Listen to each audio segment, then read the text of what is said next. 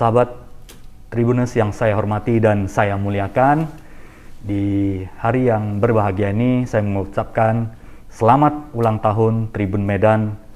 Semoga tetap melayani masyarakat dan memberikan yang terbaik kepada masyarakat Medan dan Sumatera Utara dan Indonesia. Dikutip dari Investor Daily, industri kelapa sawit menjadi salah satu industri unggulan dalam menunjang ekonomi Indonesia. Bahkan selama pandemi COVID-19, industri kelapa sawit masih tetap tumbuh positif dan memberikan kontribusi yang besar terhadap PDB. Demikian penegasan Asisten Deputi Pengembangan Agribisnis dan Perkebunan Kementerian Koordinasi Bidang Perekonomian, Edi Yusuf. Menurut dia, setidaknya terdapat 4 manfaat industri kelapa sawit terhadap pertumbuhan ekonomi Indonesia. Yang pertama adalah padat karya. Karena industri ini sudah menyerap tenaga kerja langsung 4,2 juta dan pekerja tidak langsung sebanyak 12 juta. Kedua, setiap tahun industri kelapa sawit berkontribusi sebesar 3,5% terhadap PDB Indonesia. Yang ketiga adalah kontribusi 13,5% terhadap rata-rata ekspor non-migas. Yang keempat adalah menciptakan kemandirian energi melalui biodiesel, sehingga memberikan hemat devisa dan berdampak positif terhadap lingkungan. Indonesia dikenal sebagai produsen terbesar sawit global. Tidak heran industri sawit memberikan peranan penting dalam perekonomian Indonesia dan belum tergantikan sampai saat ini. Menurut Edi Yusuf, produksi minyak sawit di Indonesia CPO tahun 2021 diperkirakan mencapai 49,71 juta ton, atau secara konsisten selama 5 tahun terakhir ini. Karena kualitas produksi sawit Indonesia sangat bagus, menurut Edi Yusuf, banyak pihak yang iri mencari cara untuk menghalangi perdagangan sawit. Salah satunya adalah gencar menentang sawit Indonesia adalah Uni Eropa. Pemerintah tidak tinggal diam untuk menghadapi segala macam bentuk kampanye negatif terhadap sawit oleh Uni Eropa. Dengan terus melobi menggunakan cara cerdas kebijakan pemerintah untuk memajukan industri kelapa sawit nasional, salah satu adalah program Rencana Aksi Nasional Kelapa Sawit yang berkelanjutan melalui Instruksi Presiden Nomor 6 tahun 2019.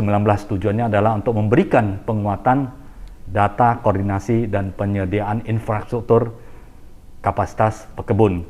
Perpres Nomor 44 tahun 2020 tentang Sistem Sertifikasi Perkebunan Kelapa Sawit Berkelanjutan Indonesia ISPO bertujuan memperbaiki tata kelola sistem sertifikat dengan membuka ruang untuk partisipasi, akuntabilitas, dan penyempurnaan kelembagaan ISPO. Ada 7 dasar prinsip ISPO: peningkatan usaha secara berkelanjutan, yakni penerapan transparansi, kepatuhan terhadap peraturan perundangan, penerapan praktik perkebunan yang baik, tanggung jawab sosial, dan pemberdayaan ekonomi, serta pengelolaan lingkungan hidup sumber daya alam yang beraneka ragam. Dengan ISPO, sawit Indonesia akan semakin kuat di pasar luar negeri karena ISPO ini ibarat sebagai senjata pelindung, ujar Edi Yusuf dalam acara jurnalis fellowship di Jakarta belum lama ini. Menurut Edi Yusuf, beberapa prioritas dari pemerintah untuk sawit adalah program peremajaan sawit rakyat atau PSR yang bertujuan untuk meningkatkan produktivitas tanaman lama menjadi tanaman baru. Selain itu, pemerintah juga mendorong menyelesaikan legalitas lahan yang berada di kawasan hutan, peningkatan produktivitas perkebunan swadaya, dan meningkatkan pendapatan pekebun. Program mandatori biodiesel juga berdampak positif dalam perekonomian karena menghemat devisa, pengurangan impor solar sebanyak 8 miliar US dollar.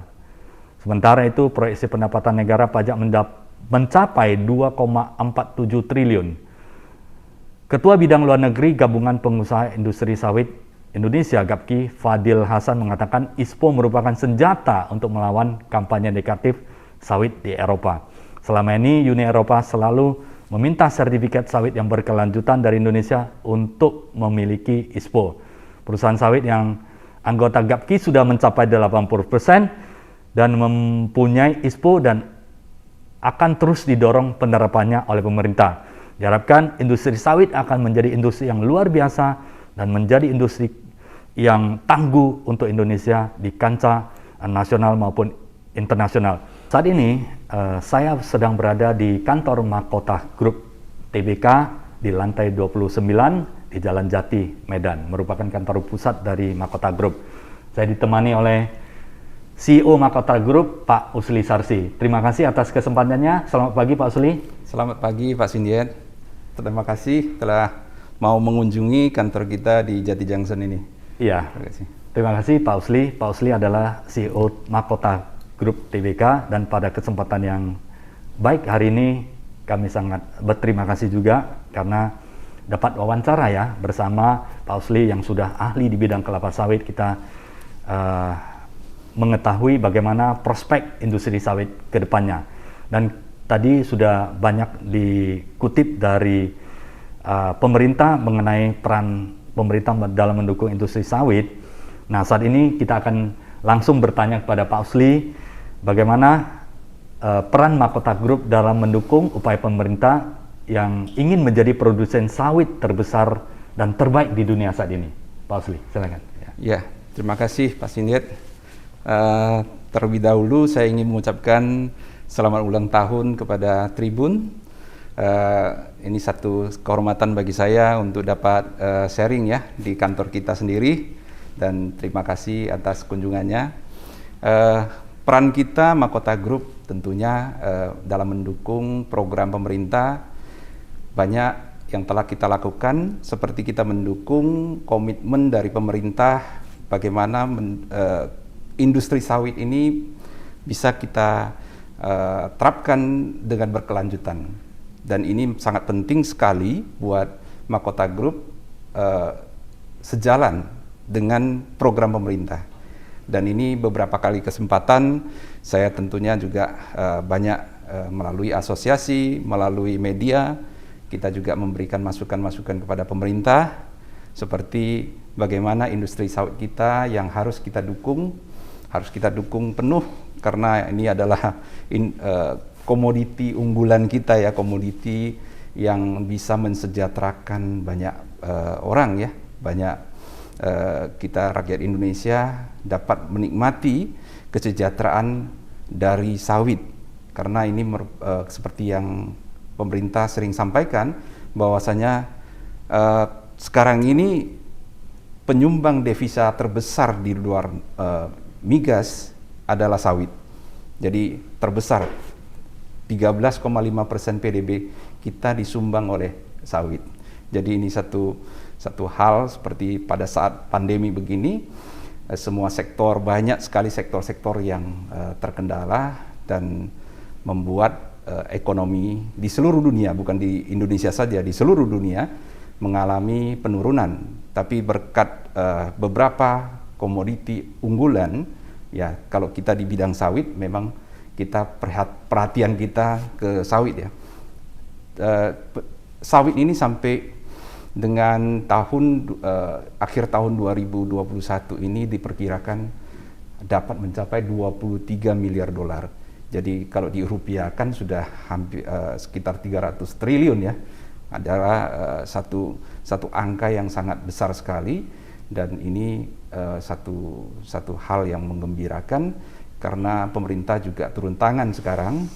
Beberapa waktu yang lalu juga saya ada kesempatan untuk berbicara dengan saat ini Menteri Perdagangan Pak Muhammad Lutfi. Pada saat itu saya cerita, lama juga saya bercerita, beliau berkunjung ke Medan, saya sampaikan bahwa industri sawit kita ini harus didukung oleh pemerintah.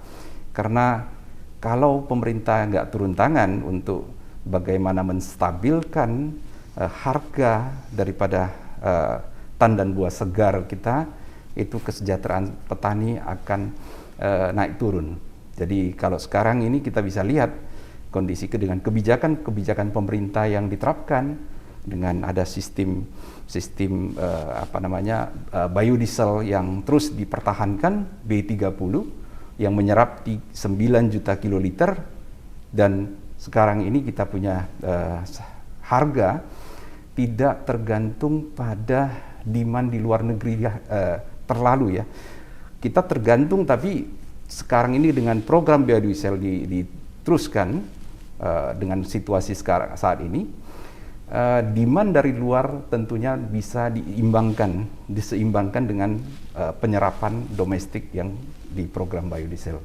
Saya kira ini hal yang sangat baik sekali. Kita lihat selama hampir 1 tahun penuh ini harga sawit tandan buah segar, bahkan sekarang terakhir ini saya mendengar di Riau udah Rp2.500 per kilogram ya. Jadi petani sawit sekarang ini sangat senang sekali ya, karena harga yang buah sawitnya bisa dipanen dan bisa mendapatkan angka yang lumayan, dan tentunya ini adalah merupakan lokomotif daripada ekonomi kita. Jadi kalau kita di kuartal kedua sudah mencapai pertumbuhan ekonomi kita hampir 7,1% ya, itu satu pencapaian yang luar biasa. Jadi kita udah diumumkan udah keluar dari krisis. Jadi ini satu hal yang patut kita banggakan. Dan ini kita harapkan sawit kita ini tetap menjadi stabil dan menjadi lokomotif untuk mengangkat perekonomian kita. Walaupun banyak poin ya, seperti nikel, pertambangan batu bara dan yang lainnya, tapi kita bangga kepada sawit kita karena sawit adalah masa depan kita. Sering saya di beberapa kesempatan, sawit itu masa depan kita. Dan sangat jauh ke depan ya Pak ya? Iya, iya. Karena terdiri dari berbagai turunan produk-produk unggulan yang dapat dinikmati oleh industri maupun masyarakat. Dan saya mendengar bahwa Mahkota Group akan menjadi lokomotif untuk mendukung program pemerintah menjadi industri sawit yang terbesar dan terbaik di dunia, termasuk menstabilkan harga ya Pak ya, karena kesejahteraan daripada petani juga menjadi concern Mahkota Group untuk bergerak dan tumbuh bersama. Itu prakteknya dan kemudian bagaimana untuk mensinergikan ini semua Pak? Kalau kita lihat industri sawit kita ini memang banyak ya, industri perusahaan-perusahaan yang lebih besar dari kita banyak juga. Tapi kita punya visi dan misi yang inline dengan pemerintah, dan tentunya berkelanjutan dengan kita sertifikasi ISPO, kemudian kita bagaimana waste management itu kita kelola dengan baik. Dan ini merupakan kita tidak ada bertujuan untuk yang sampai terbesar dalam arti kata quantity ya, tapi kualitas kita itu yang kita terus tingkatkan. Kemudian kinerja tentunya yang kita bagaimana waste management itu bisa kita sampai kita ada sering diskusi dengan para direksi dan staf kita, bagaimana Mahkota Group kita itu bisa sampai zero waste. Jadi waste management itu sampah kita jadikan nilai tambah.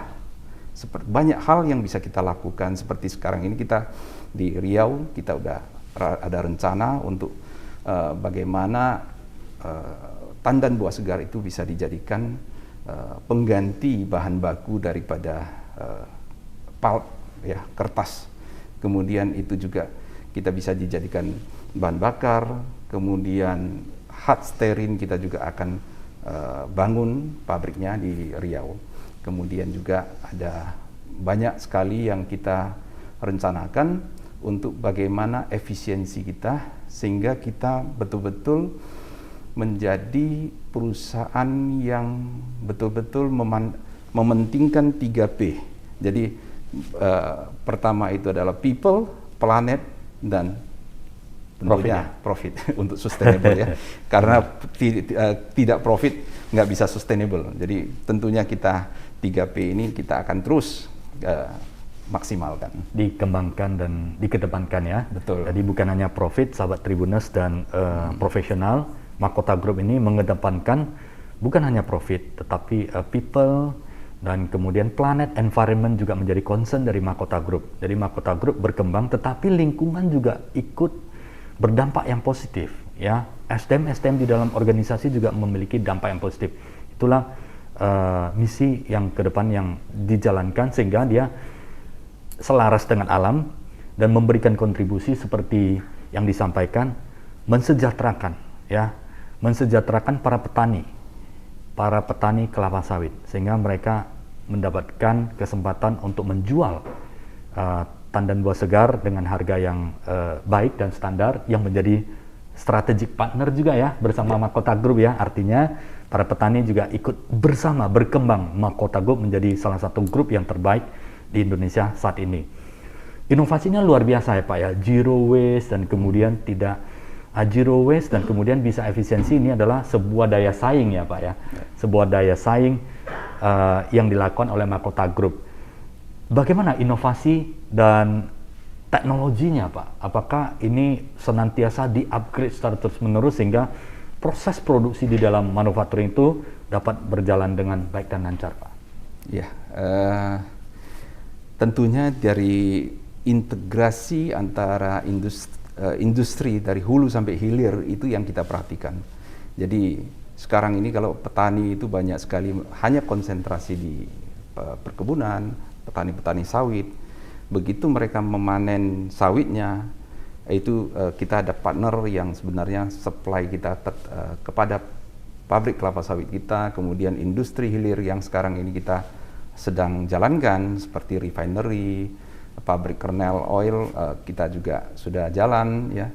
Kemudian juga bagaimana hilirisasi kita akan kembangkan terus sampai memberikan nilai tambah yang benar-benar efisien. Jadi kalau kita lihat sekarang ini kan industri-industri ini tidak memikirkan change-nya ya, bagaimana hubungan antara petani dengan pabrik, kemudian pabrik dengan industri hilir, kemudian juga infrastruktur yang pendukung seperti tangki timbun di pelabuhan, peti kemas dan lain-lainnya, yang saat ini kita sangat senang ya untuk program pemerintah. Sudah infrastruktur sudah dibangun, pelabuhan, tangki timbun semua sudah tersedia, peti kemas sudah tersedia.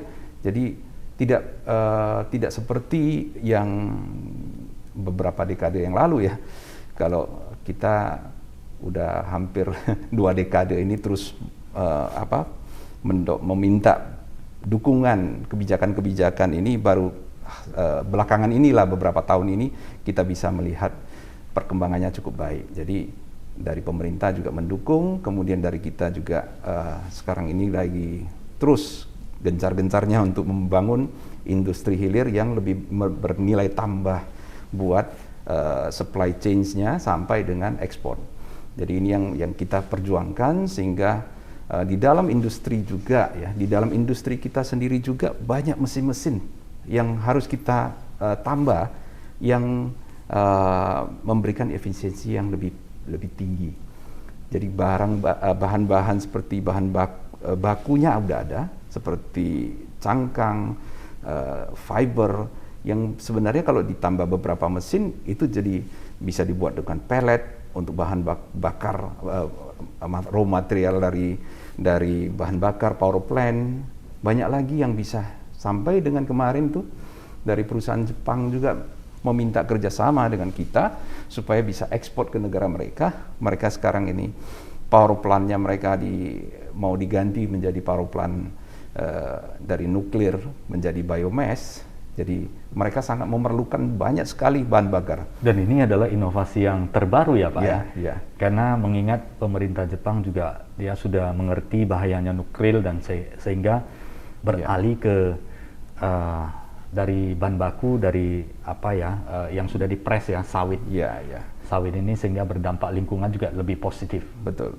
Kalau nuklir ini kan negara maju sekelas Jepang dan negara-negara yang sudah maju, mereka sepertinya menyadari bahwasanya ini adalah pisau tajam yang kalau salah pengelolaannya itu bisa berdampak pada pencemaran.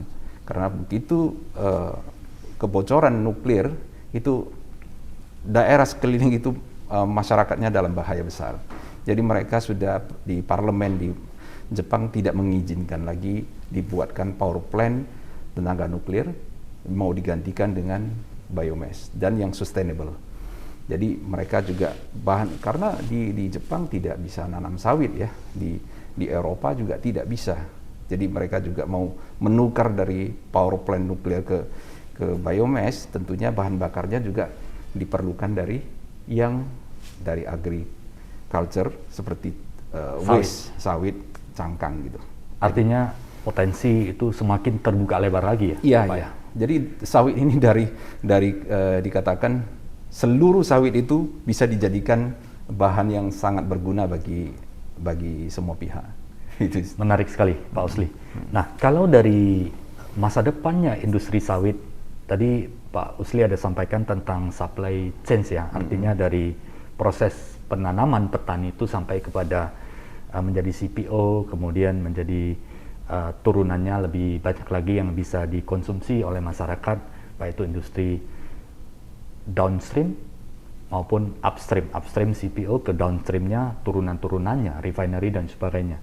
Saat ini yang menjadi target prioritas yang perlu dikembangkan di Indonesia dan menjadi andalan dari ketiganya ini bagaimana Pak? Apakah diperkuat perkebunannya, downstreamnya atau upstreamnya Pak? Kalau pandangan saya ya dan Mahkota Group itu memang semua dari hulu sampai hilir sangat kita harus selaras, harus diseimbangkan semua. Tidak ada satu yang boleh ditinggalkan. Jadi kalau kita mau sustainable, kita harus memikirkan dari hulu sampai hilir. Seperti kita sekarang ini mendorong ya, bagaimana lahan-lahan kita seperti kita cerita perkebunan di banyak perkebunan perusahaan dari yang sedang, kecil, sampai petani-petani yang memiliki 1-2 hektar sawit saja, mereka memerlukan satu pemahaman dan ini kita dorong terus ya, kita dorong karena lahan-lahan kita itu tidak bisa dikasih pupuk kimia terus. Dan ini contoh perkebunan yang harus kita sustainable juga. Jangan kita hanya memikirkan sesaat, lalu cost-nya lebih rendah, kita pakai pupuk kimia lebih gampang, hanya berapa kilo satu pokok gitu, aplikasinya lebih mudah. Tapi lahan kita lama-kelamaan, itu berapa dekade, itu lahannya sudah tidak subur lagi. Jadi kita perlu memberikan pemahaman pentingnya pupuk organik. Dan kita di Mahkota Group di Dumai, pabrik kita sudah direncanakan dan mungkin awal tahun ini akan kita bangun pabrik pupuk kompos. Jadi semua waste yang dari limbah, kemudian dari untuk abu boiler, semua akan digabungkan solid. Beberapa waste itu akan kita gabungkan menjadi 70% organik dan kita campur dengan pupuk kimia yang kita gabungkan sekaligus. Jadi aplikasinya mudah, tapi di situ ada unsur 70% organik. Jadi lahannya itu bisa gembur. Kita lihat sekarang efisiensi ya, produktivitas daripada masih jauh dari Malaysia. Saya pernah sampaikan bahwasanya dengan jumlah luasan hektar yang sama yang telah kita miliki 16 juta hektar di Indonesia, kalau kita nggak usah perlebaran, nggak usah dikembangkan luasannya, kita bilang fokus di dalam 16 juta hektar saja. Kalau kita menggunakan pupuk kompos dengan baik dan kita maksimalkan, itu bisa 2 kali lipat daripada yang sekarang. Itu interval waktunya berapa lama ya Pak? Misalnya setahun pemupukan biasanya kan ada 2 kali ya Pak ya?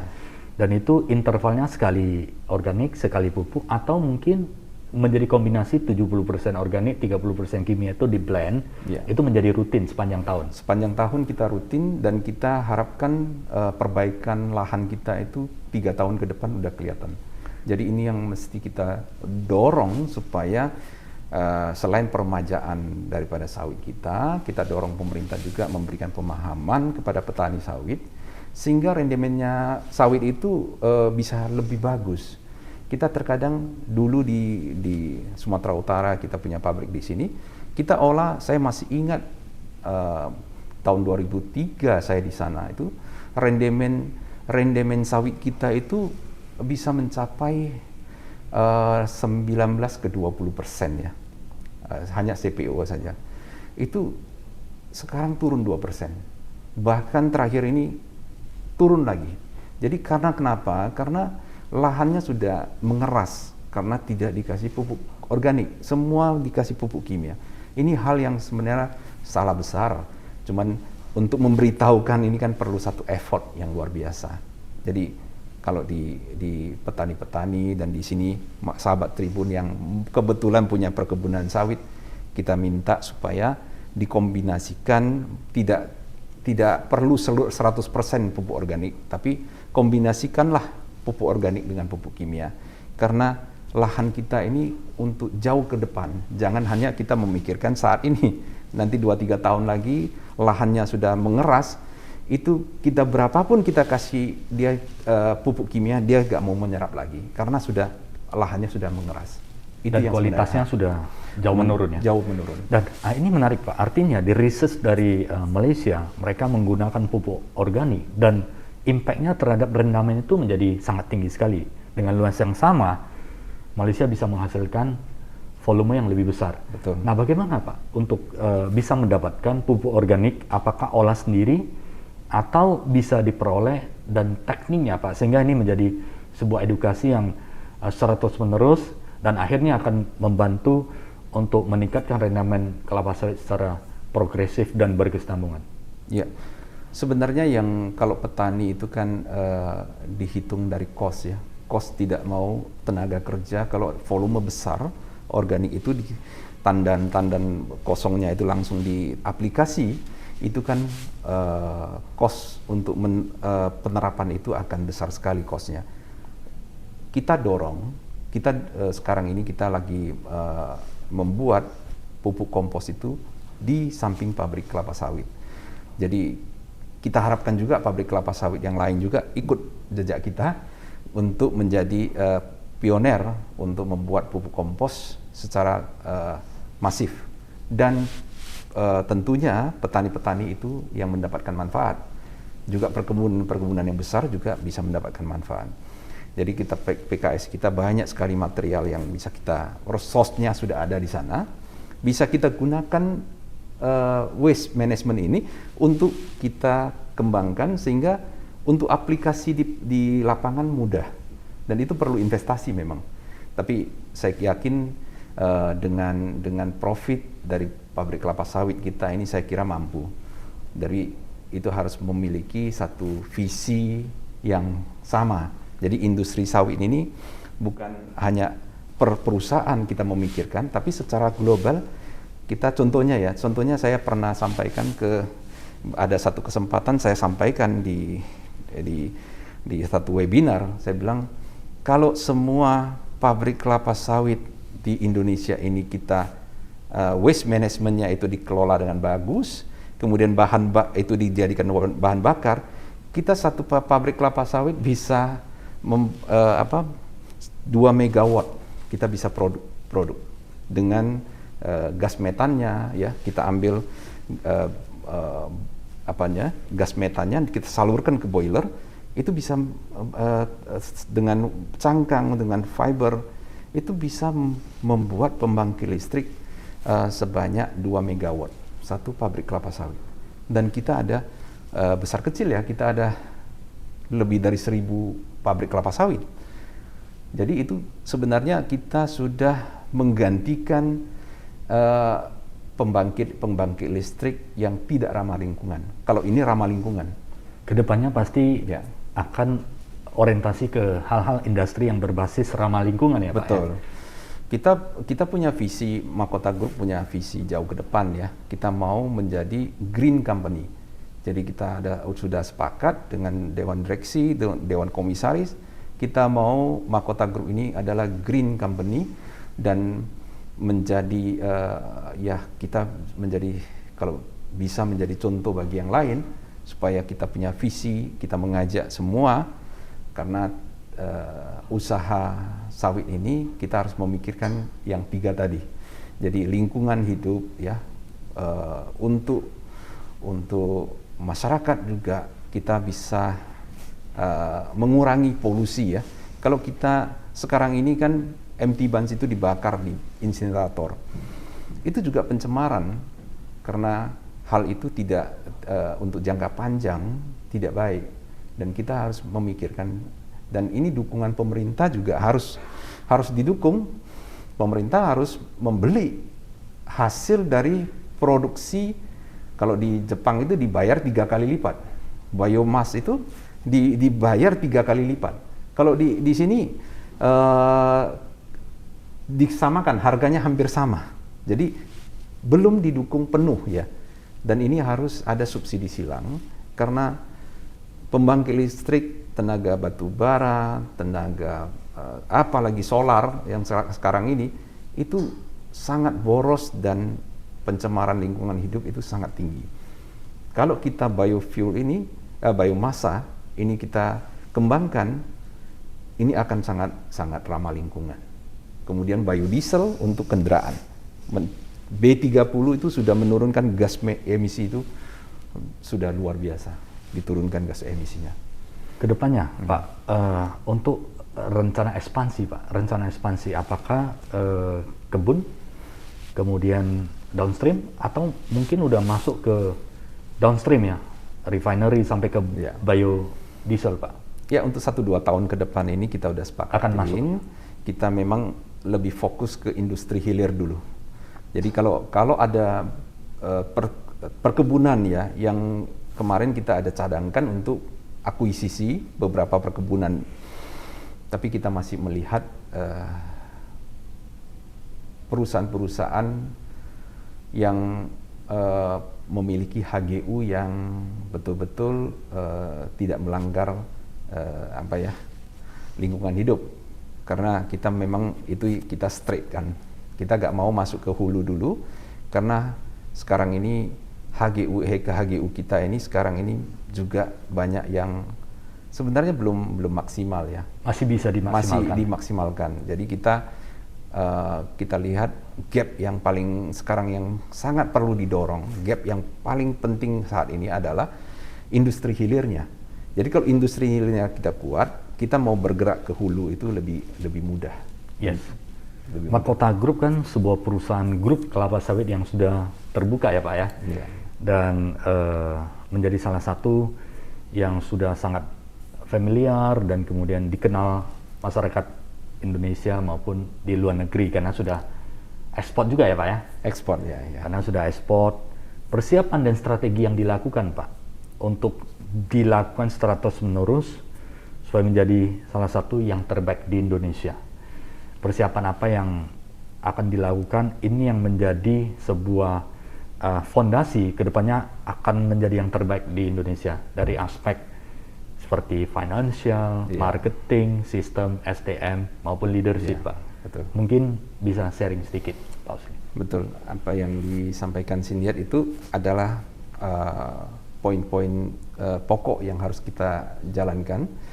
Memang kalau sistem yang baik tidak didukung dengan SDM yang baik juga tidak bisa, ya kan? SDM yang baik tidak didukung dengan sistem yang baik juga sama juga. Jadi memang untuk jauh ke depan kita memang persiapan terutama SDM ya, cara mindset kita bagaimana menuangkan kepada cara berpikir staff kita, dan sekarang ini kita juga memiliki yang 2 minggu yang lalu sudah jadi universitas ya. Jadi kita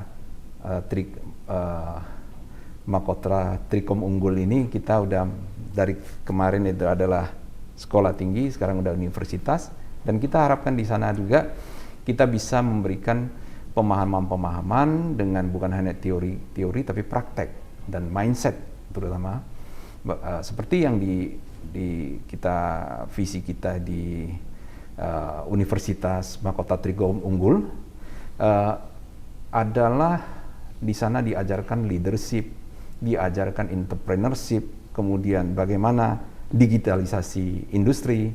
Banyak hal yang telah kita masukkan di dalam kurikulum, di dalam sistem pembelajaran, sehingga kita sesuai dengan perkembangan dari Mahkota Group, kita sudah ada persiapan untuk SDM yang siap untuk mendukung. Itu yang paling penting. Jadi istilahnya untuk mendukung perkembangan perusahaan ke depan, faktor SDM juga faktor yang sangat penting ya Pak ya. Betul. Karena kalau SDM yang berkualitas pasti akan mendukung dan menjadi lokomotif juga untuk menarik supaya perusahaan ini menjadi maju dan berkembang ya. Ya. Dan dalam hal ini bukan hanya di industri kelapa sawit perkebunan ya, tapi Mahkota Group juga ada mahkota Universitas Mahkota Trikom Unggul ya, yang siap untuk support, menghasilkan sumber daya manusia yang berkualitas melalui universitas, dan salah satu adalah untuk mendukung perkembangan Mahkota Group ke depannya. Betul. Dan juga masyarakat Betul. Indonesia dan Sumatera Utara tentunya ya Pak ya. Betul, betul.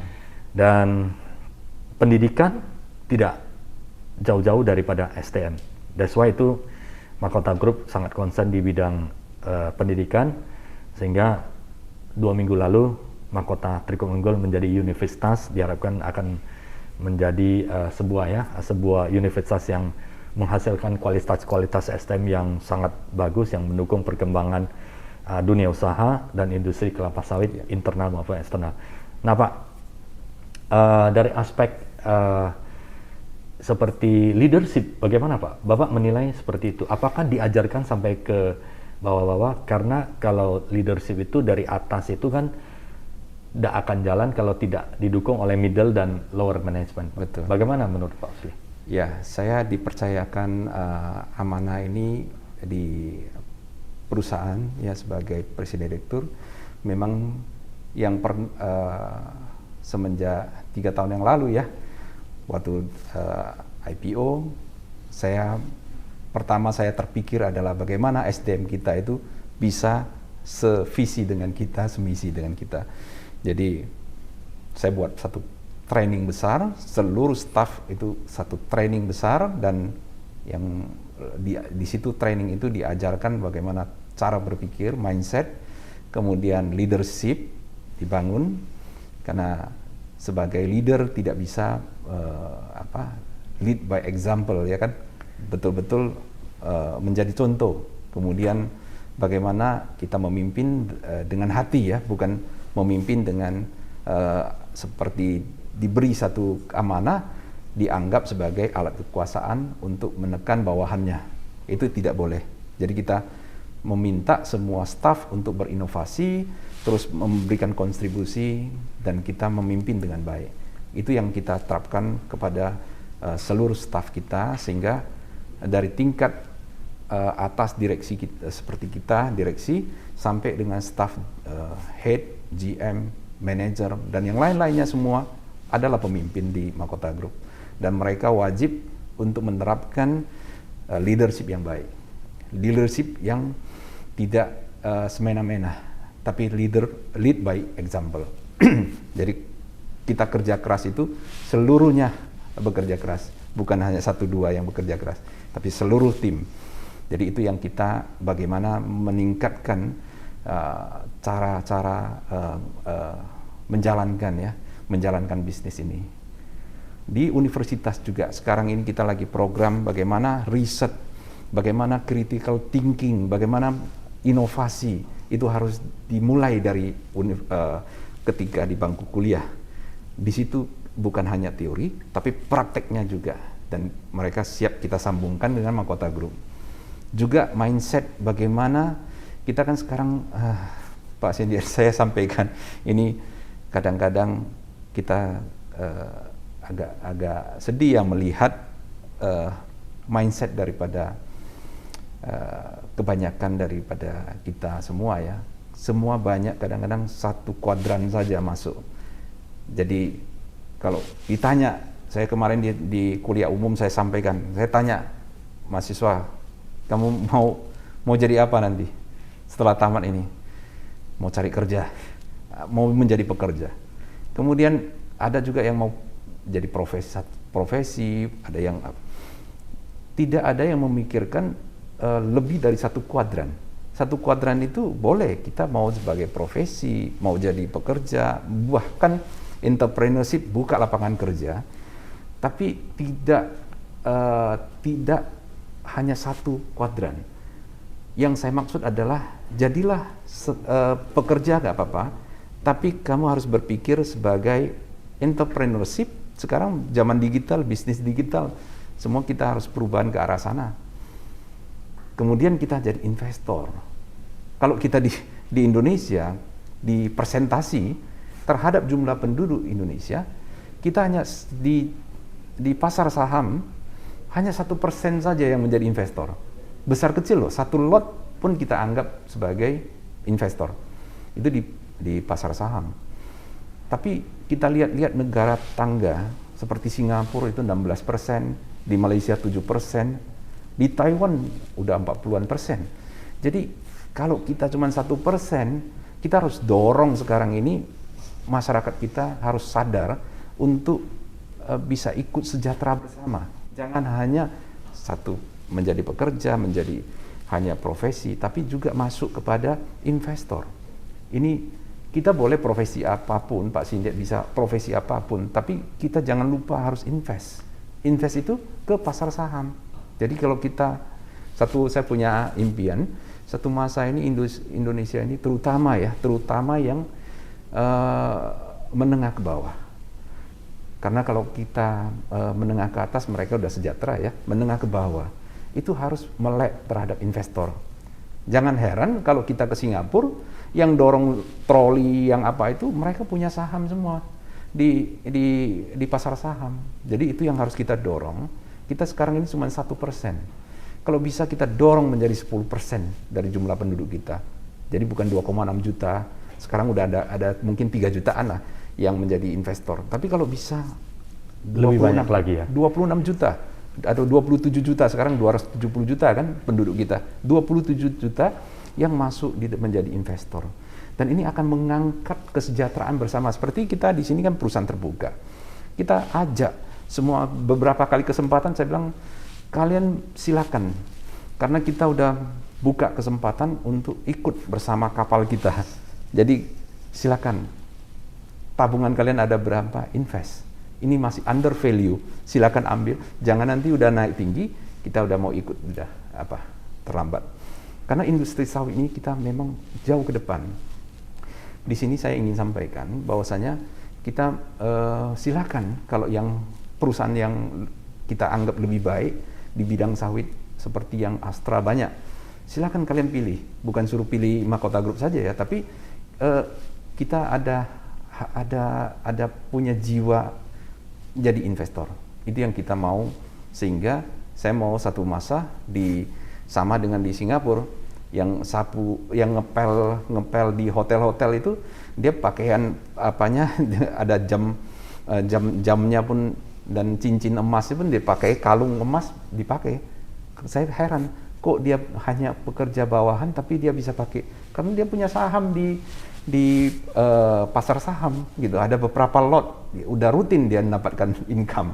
Iya. Jadi itu yang mungkin kita harus dorong sama-sama Pak Sindiat untuk Ya, sahabat Tribuners ya, ini merupakan insight yang sangat bagus sekali. Artinya walaupun profesi kita sebagai profesional pekerja dimanapun kita berada, tapi finansial ini sangat penting sekali ya. Finansial apalagi di bidang investasi untuk kehidupan kita yang lebih sejahtera lagi, kita bisa bersama. Pilihlah perusahaan-perusahaan di Bursa Efek Indonesia yang kita bisa investasikan ya, untuk bisa dikatakan sebagai modal atau tabungan investasi untuk jangka kedepannya ya.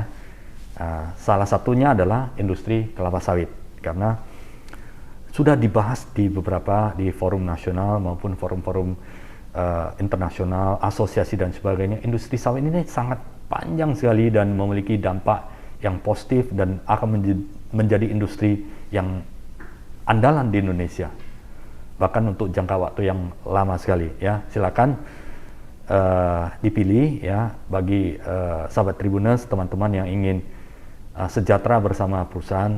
Investasilah di perusahaan-perusahaan yang sudah TBK, dan salah satu yang bisa dipilih adalah industri kelapa sawit ya. Tidak harus di Mahkota Group ya, tapi pilihlah industri-industri sawit yang menurut sahabat Tribuners itu cocok untuk Anda semuanya. Nah ini Pak Osli, rencana kedepannya perkembangan Mahkota Group seperti apa? Kalau seperti kita sekarang ini kan kita lihat ya, dalam 1 tahun saja kita dibandingkan dengan tahun lalu, pendapatan kita naik 106%. Jadi kalau kita tahun lalu 2,6 triliun pendapatan kita, tahun ini kita targetkan 6 triliun. Jadi loncatan pendapatan kita, kemudian kita harapkan juga kinerja juga sekarang per year on year di kuartal kedua sudah mencatatkan positif ya, kinerja positif. Kemudian kita harapkan di akhir tahun ini juga bisa mendapatkan kinerja yang lebih baik. Dan ini akan kita kembangkan terus, baik dari sisi pendapatan, kinerja, profit bersih, kemudian kita punya investasi, tentunya kita akan mencari investasi-investasi yang terbaik, yang investasinya bisa return of investment-nya bisa di bawah 3 tahun. Jadi itu yang akan kita terus prioritaskan, sehingga perkembangan perusahaan kita akan kecepatannya itu akan kita naikkan, sehingga kita bisa menjadi perusahaan di bidang sawit ini yang memiliki kinerja yang baik dan pendapatan yang terus meningkat. Saya kira itu yang menjadi concern kita ke depan dari Mahkota Group. Investasi yang produktif, yang memiliki return yang bagus, dan kemudian eco-green juga ya Pak ya, selalu tentunya, ya. Visinya harus selaras dengan ya. budaya atau value perusahaan ya. Eco-green menjadi sebuah grup perusahaan yang maju, dan saat ini sudah terbukti ya. Dan tahun ini yang ketiga ya TBK Pak ya? Tahun ketiga. Jadi dan setiap tahun itu mengalami ya, peningkatan baik dari segi volume ekspor maupun jumlah pabrik ya Pak ya? Jumlah pabrik kita baru akuisisi di Palembang tahun semalam sudah kita akuisisi, dan ini akan terus berkembang, dan infrastruktur yang seperti Tanggi Timbun akhir tahun ini sudah kita mulai di penambahan di Dumai. Kemudian tahun depan kita udah ada industri hilirnya di Dumai juga akan kita bangun, seperti tadi pupuk kompos, hard stearin, dan ada juga gas metan yang akan kita salurkan menjadi bahan bakar. Jadi itu menjadi skala prioritas kita lah, skala prioritas kita. Dan tetap secara inovasi maupun ekspansi secara berkesinambungan dan masif ya Pak ya? Ya. Sekarang ini kan seperti industri sawit ini kan terhambat beberapa tahun yang inilah ya, beberapa dekade ini, karena ada isu-isu dari Eropa yang banyak negatif yang dikampanye negatif, yang dialamatkan kepada bidang sawit ya. Sebenarnya kalau kita menilai ya, saya sedikit bercerita tentang sejarah ya. Kalau kita sebelumnya, semua negara-negara maju juga banyak melakukan kesalahan sama dengan kita. Tapi kalau 2 dekade ini ya, sampai di tahun 2000, zaman reformasi sudah jalan, saya kira pembarakan hutan itu sudah di stop. Bahkan banyak yang kita lihat ada pengusaha-pengusaha yang sampai masuk penjara itu karena menebang pohon. Jadi kalau kita lihat penebangan pohon itu, perusakan hutan itu sudah terjadi sebelum-sebelumnya. Tapi pada saat reformasi sampai sekarang ini sudah jauh berkurang. Di dalam 10 tahun terutama ini hampir-hampir sudah nggak ada yang berani lagi untuk merusak hutan untuk tanam sawit. Dan saya sering sampaikan, tidak perlu lagi kita membuka lahan sawit itu dengan menebang pohon ya, menebang hutan. Bahkan hutan itu yang harus kita hijaukan lagi, kita tanam lagi penghijauan, karena ini merupakan paru-paru dunia. Dan sawit ini banyak sekali potensi yang tidak perlu kita sentuh, yang hutan. Masih banyak lahan-lahan yang terlantar seperti kemarin HGU, kita bilang HGU untuk diberikan kepada banyak pengusaha. Tapi kalau kita lihat lahan terlantar yang di HGU itu masih ada 1 juta hektar yang belum ditanamin, itu saja dikembangkan. Dan banyak lahan-lahan seperti rawa-rawa itu juga kita bisa kembangkan. Ada yang mengatakan, oh itu pH-nya rendah, pH tanah, pH airnya masih rendah, gak bisa ditanamin. Oke, kalau kita pakai organik, buktinya di Sumatera Selatan kita udah riset, memang kita udah aplikasi, ternyata hasilnya satu bulan bisa 2,5 ton per hektar. Itu peningkat seperti tanam-tanam mineral yang sudah sama. Padahal itu lahan yang terlantar kemarin. Jadi kita fungsikan lahan terlantar saja, itu sudah bisa meningkatkan produktivitas kita. Jadi kalau kita sekarang ini 49 juta ton CPO yang kita hasilkan, bisa menjadi 100 juta ton dengan lahan yang sama. Dengan kita maksimalkan lahan-lahan terlantar dan produktivitas kita naikkan dengan pupuk organik. Organik itu. Betul. Luar biasa.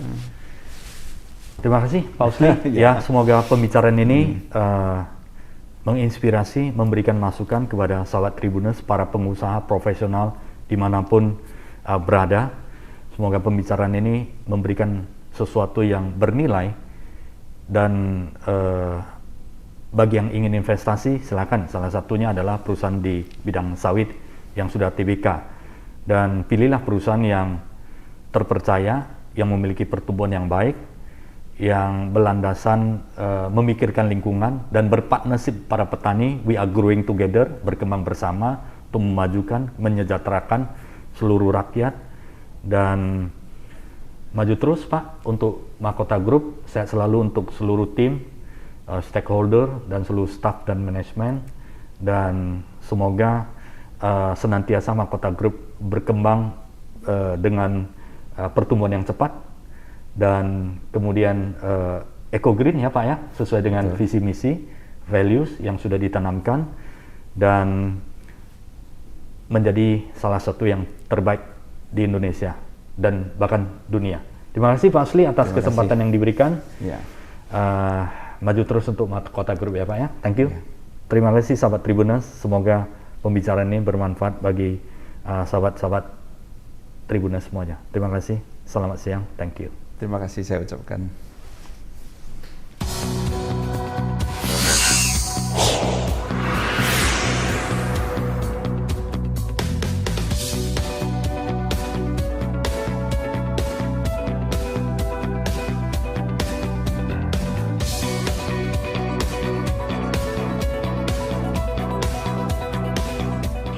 Mahkota Group adalah salah satu perusahaan swasta yang bergerak di bidang usaha kelapa sawit di Indonesia.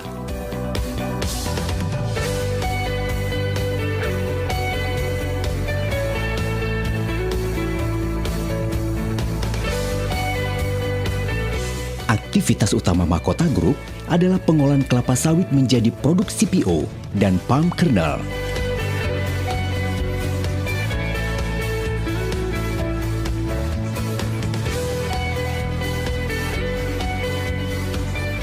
Serta menjadikan minyak sawit menjadi produk bernilai tambah seperti minyak goreng dan produk turunan lainnya.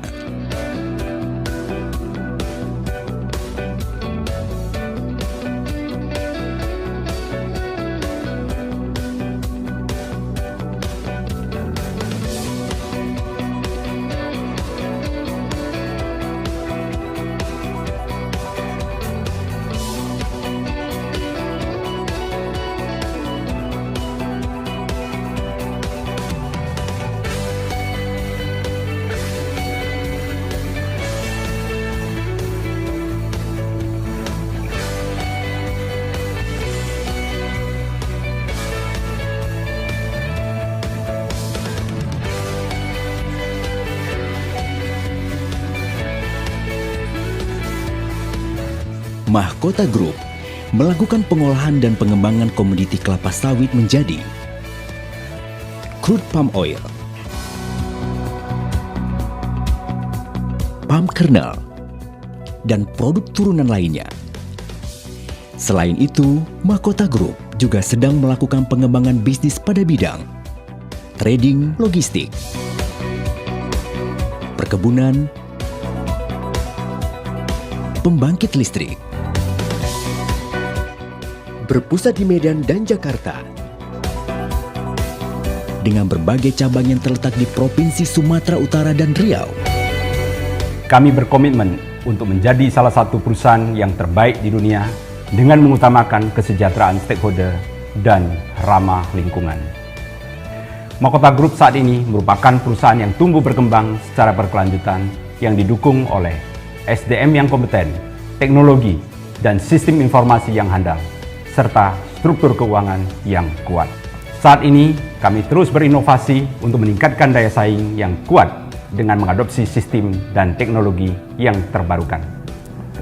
Kami juga berkomitmen untuk terus menjunjung tinggi nilai-nilai budaya perusahaan yang telah lama terjaga dalam satu dasawarsa.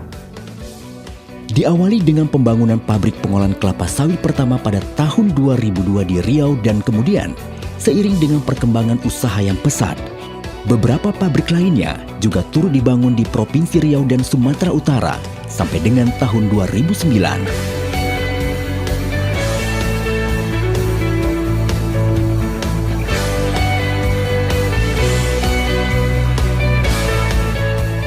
Guna pengontrolan dan sentralisasi usaha, tahun 2011 dibentuklah PT Mahkota Group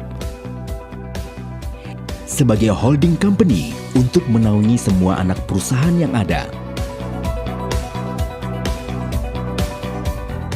CPO dan palm kernel berkualitas tinggi milik Mahkota Group merupakan hasil dari proses produksi yang dijaga dan dikontrol ketat, menggunakan teknologi dan sistem informasi yang handal.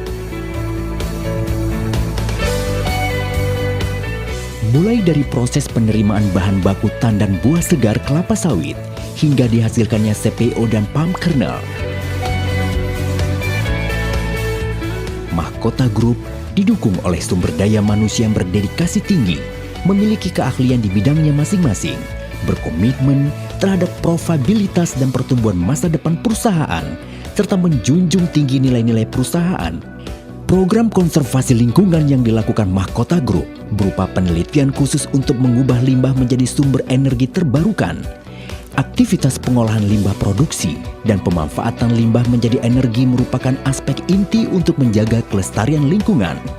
Mahkota Group menerapkan kebijakan pengolahan limbah menuju zero waste, menggunakan teknologi terkini yang secara signifikan berkontribusi dalam melestarikan lingkungan. Setiap limbah yang dihasilkan diperlukan lebih lanjut untuk tujuan pengolahan sehingga tidak merusak lingkungan dan mengganggu kesehatan masyarakat. Mahkota Group bertekad untuk membangun lingkungan yang lebih baik bagi masyarakat karena mengedepankan keberlanjutan hidup baik dalam lingkungan pabrik maupun di perkebunan. Perhatian Mahkota Group terhadap kesejahteraan karyawan juga meluas ke pembangunan ekonomi dan sosial masyarakat di mana perusahaan beroperasi. Selain dalam lingkungan pabrik dan perkebunan, Mahkota Group juga berkomitmen untuk mensejahterakan masyarakat dengan menyelenggarakan berbagai kegiatan bakti sosial bagi masyarakat sekitar yang membutuhkan. Mahkota Group berkomitmen untuk menciptakan sumber daya manusia yang berkualitas, yaitu dengan menyelenggarakan dan menyediakan sarana pendidikan dengan biaya yang terjangkau oleh masyarakat luas, dimulai dari pendidikan taman kanak-kanak, sekolah dasar,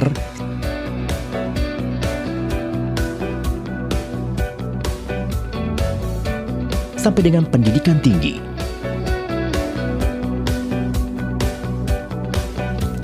Seluruh aktivitas operasional yang dijalankan oleh Mahkota Group didasarkan pada standar internasional ISO dan ISPO demi menjaga kualitas dan kesejahteraan para stakeholder termasuk masyarakat dan lingkungan. Rekam jejak sukses Mahkota Group siap memasuki era baru dengan dukungan segenap karyawan dan masyarakat serta infrastruktur yang ditempatkan dengan baik dengan memanfaatkan potensi perusahaan untuk pertumbuhan di masa depan. Mahkota Group dengan percaya diri berkomitmen menjadi yang terbaik dan kelompok bisnis minyak kelapa sawit terkemuka di dunia.